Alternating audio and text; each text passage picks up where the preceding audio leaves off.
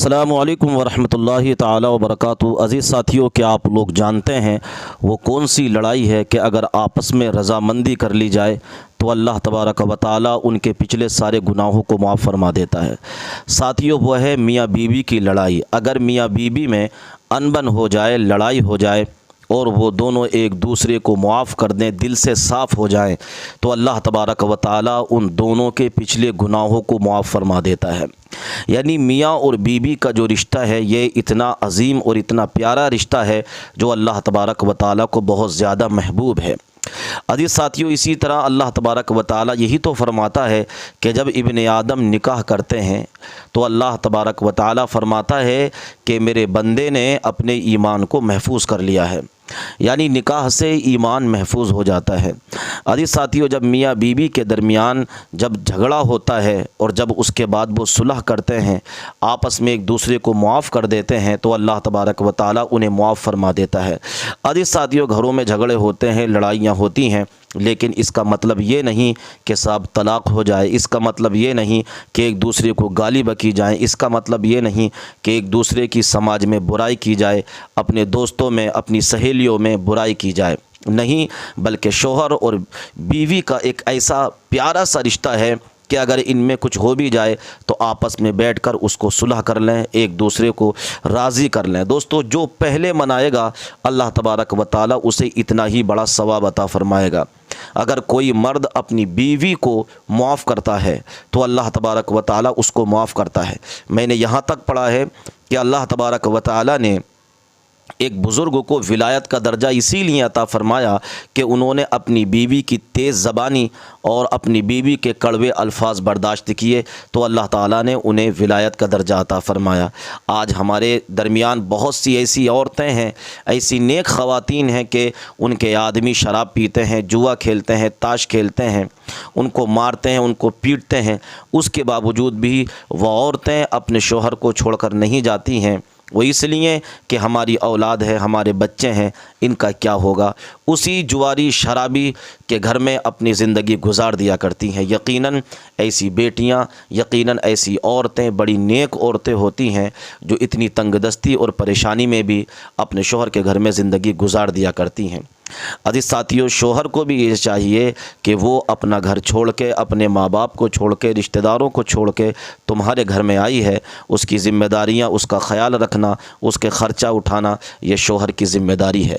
तो शौहर को भी ये चाहिए कि अपनी बीवी को राज़ी रखे, उसे बेवजह तकलीफ़ ना दे, उसको सताए नहीं। और औरत को भी ये चाहिए कि वो अपने मर्द की सेहत का और अपने मर्द के जो है खान पीन का ध्यान रखे, इसलिए कि ये बेचारा भी बाहर जाता है, कमाता है, तुम्हारे लिए मेहनतें करता है, लोगों के जुमले बर्दाश्त करता है, लोगों की ज़बान की तकलीफ़ें बर्दाश्त करके तुम्हारे लिए कमा कर घर में लाता है। तो औरत को ये चाहिए कि वो अपने शौहर का एहतराम करें, उनकी इज़्ज़त करें, उनकी रिस्पेक्ट करें और उनका ख़याल रखें। इसलिए कि अल्लाह ताला के सिवा अगर किसी के लिए सजदा रवा होता तो अल्लाह हुक्म देता औरतों को कि वो अपने शौहरों को सजदा किया करें। तो इसी से जो है औरत के लिए मालूम चल गया कि उसके शौहर का मकाम कितना अजीम और कितना बड़ा है। हम दुआ करते हैं अगर किसी मियाँ बीबी में झगड़ा है तो अल्लाह उनके ताल्लुक़ को कायम फ़रमाए और उनकी परेशानियों को दूर फरमाए और उनमें आपस में मोहब्बत कायम और दायम फरमाए। आइए सुनते एक छोटी सी वीडियो। अत्याचार किए जा रहे हैं, हमें रोजगार से दूर किया जा रहा है, कोई सुविधा हमारे लोगों को नहीं पहुंच पा रही है, और यहाँ तक कि हम अपनी ईद की नमाज भी चैन से नहीं पढ़ सकते। तो ये जो सरकार है भाजपा की, इसने ये दुश्वारी उत्तर प्रदेश में ही नहीं बल्कि पूरे देश भर में चला रखी है। इस दुश्वारी को अगर रोकने का कोई तरीका हमारे पास है, कोई जरिया है, तो वो हर जगह पर इस सरकार को, इस सरकार की जड़ों को, नींवों को खोखला कर कर ही हम वो जरिया अपना सकते हैं। आज आपके यहाँ पर जो सरकार है वो अभी मिली जुली सरकार है। अभी आपने भाजपा का पूर्ण रूप से राज नहीं देखा, और मैं नहीं चाहती कि मेरे बिहार के भाइयों पर वो दिन आए कि आपको भी उत्तर प्रदेश की तरह जुल्म और जाति झेलनी पड़े। इसीलिए मैं इतनी दूर से आपके बीच में ये पैगाम लेकर आई हूं कि अगर इस बार हमसे चूक हुई, अगर इस बार भाजपा बिहार जीती तो अब की बार वो नीतीश जी को मुख्यमंत्री भी नहीं बनाएंगे, वो खुद सत्ता हासिल करेंगे, जैसे महाराष्ट्र में उन्होंने किया, और उसके बाद उसी तरीके से यहां पर शासन करेंगे जैसे वो उत्तर प्रदेश में कर रहे हैं। मैं आपको डराने नहीं आई, सिर्फ एक बहन बेटी होने के नाते अपना दर्द आपके बीच में रखने आई हूं और आपको आगाह करने आई हूं कि ये सरकार हमारे वोटों के काबिल नहीं है। कुछ लोग कह रहे हैं, कुछ लोग कहते हैं, जिंदाबाद, कुछ लोग कहते हैं कि हमारे ऊपर ठेका नहीं है भाजपा को हराने का। मैं उनसे ये कहना चाहती हूं कि जब हम हर रोज उत्तर प्रदेश में हम हर रोज जुल्म सह रहे हैं, तो बदला कौन लेगा? फिर अगर हम नहीं लेंगे, हमारी लड़ाई कौन लड़ेगा? इसमें सबसे आगे तो हम ही लोगों को शामिल होना पड़ेगा, और कोई भी लड़ाई हम अकेले नहीं जीत सकते, कोई लड़ाई हम अकेले नहीं जीत सकते। हमें एक दूसरे के ढाल की, एक दूसरे के साथ की जरूरत है। हमें 36 बिरादरी के साथ की जरूरत है। सर्व समाज, सबका सम्मान, तभी ये लड़ाई जीती जा सकती है। हाफिज साहब ने आपको बताया कि जहां से मैं आती हूं, जिस सरजमी से मैं आती हूं, वहां पर मेरी कौम की आबादी सिर्फ 30% है, लेकिन वहां के लोगों का ये बड़प्पन है कि उन्होंने फिर भी मुझे अपनी बेटी, अपनी बहन स्वीकार करके सब इतनी कम उम्र में देश की सबसे बड़ी पंचायत में भेजा। आज मेरा फर्ज है कि मैं अपने मुसलमान भाइयों के साथ साथ अपने हिंदू भाई की आवाज उनसे पहले उठाने का काम करूं। इकरा हसन जिंदाबाद, अगर हसन जिंदाबाद।